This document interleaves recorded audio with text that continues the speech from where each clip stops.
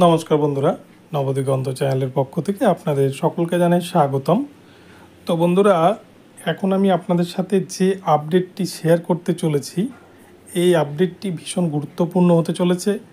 কেননা বাম আমলের যে শিক্ষক এবং অশিক্ষক কর্মী যে নিয়োগ হতো প্রতি বছর বছর, সেখানেও কিন্তু এবারে বেশ কিছু দুর্নীতির ইঙ্গিত মিলেছে এবং সেই দুর্নীতির ইঙ্গিত মিলেছে ক্যাগের রিপোর্টে। ক্যাগের রিপোর্ট ঘিরে কিন্তু চাঞ্চল্যকর অবস্থা, চারিদিকে কিন্তু এটা নিয়ে চরম উত্তেজনার সৃষ্টি হয়েছে। তো আপনাদের সাথে বিস্তারিত জানাবো এবং তার সাথে সাথে বলবো রাজ্যের শিক্ষা দপ্তর যে সমস্ত বাম আমলে দুর্নীতিগ্রস্ত শিক্ষক এবং অশিক্ষক কর্মী ধরা পড়বে বা নিজেদেরকে যোগ্যতা প্রমাণ দিতে না পারলে তাদের ক্ষেত্রে ঠিক কী ব্যবস্থা গ্রহণ করতে চলেছে আপনাদের সাথে বিস্তারিত আলোচনা করব। তো আপনারা সম্পূর্ণ ভিডিওটি স্কিপ না করে প্রথম থেকে শেষ পর্যন্ত দেখতে থাকুন। এই ভিডিওতে কিন্তু আপনারা বিস্তারিত ইনফরমেশন পেয়ে যাবেন। কিন্তু তার আগে বলে রাখি, যারা প্রথমবার চ্যানেলটি ভিজিট করছেন আপনারা অবশ্যই চ্যানেলটিকে সাবস্ক্রাইব করে নেবেন এই ধরনের আপডেট সবার আগে সর্বপ্রথমে পাওয়ার জন্য। তো চলুন তাহলে আমরা এবার আজকের এই আপডেটটি বিস্তারিত দেখে নিই।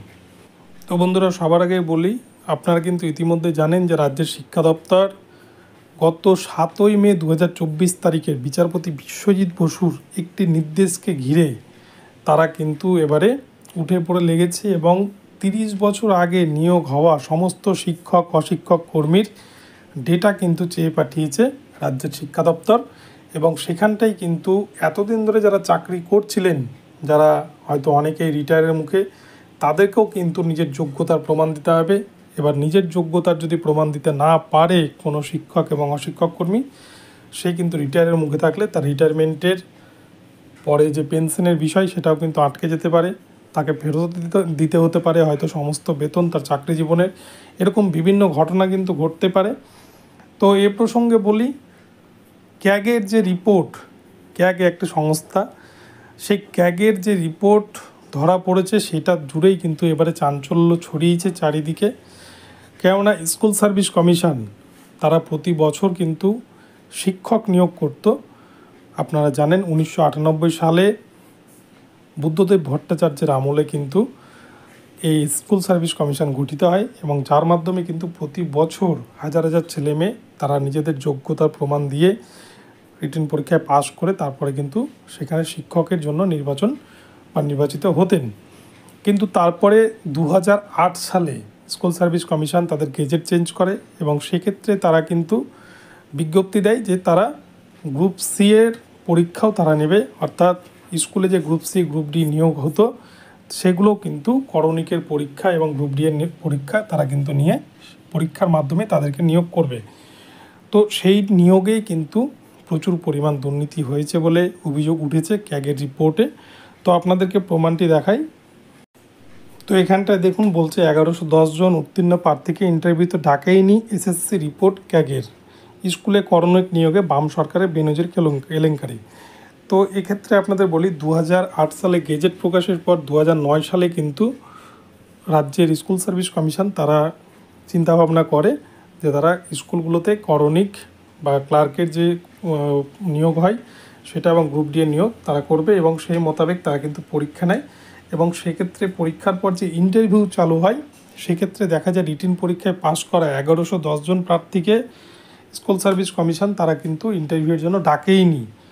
অথচ দেখা গিয়েছে পরীক্ষায় পাস করেনি এরকম অনেক ক্যান্ডিডেটকে কিন্তু চাকরি পাইয়ে দেওয়া হয়েছে। এরকম কিন্তু বিভিন্ন অভিযোগ উঠেছে বাম সরকারের আমলের।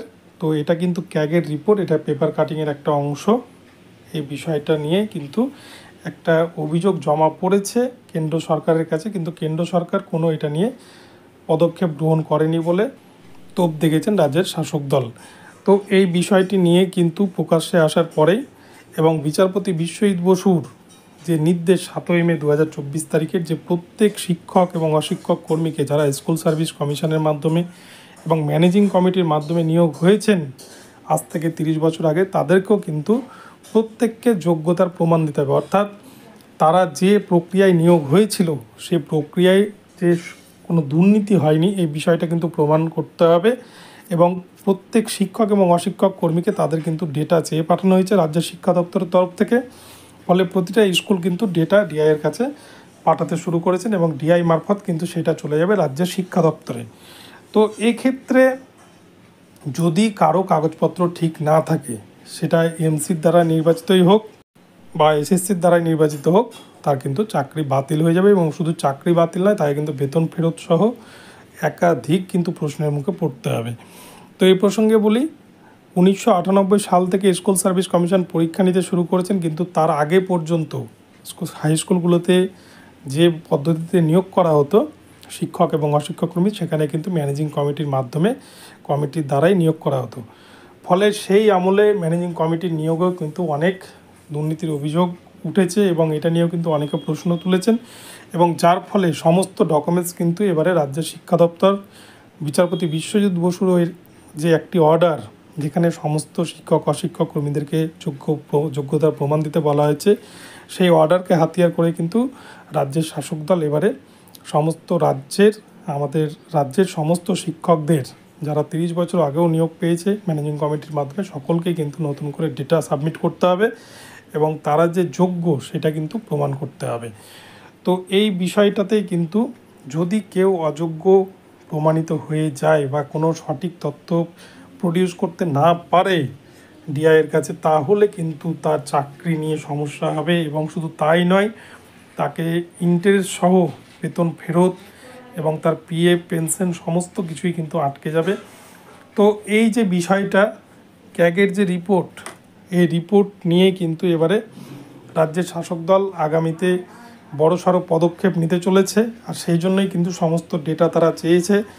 এবারে গ্রুপ সি এর নিয়োগে যেখানে বলা হচ্ছে যে 1110 জনকে চাকরি দেওয়া হয়নি, সেই জায়গায় অন্যদেরকে চাকরি দেওয়া হয়েছে যারা হয়তো রিটেন পরীক্ষাতে পাসই করতে পারেনি, ক্যাগের রিপোর্টে যেটা বলছে।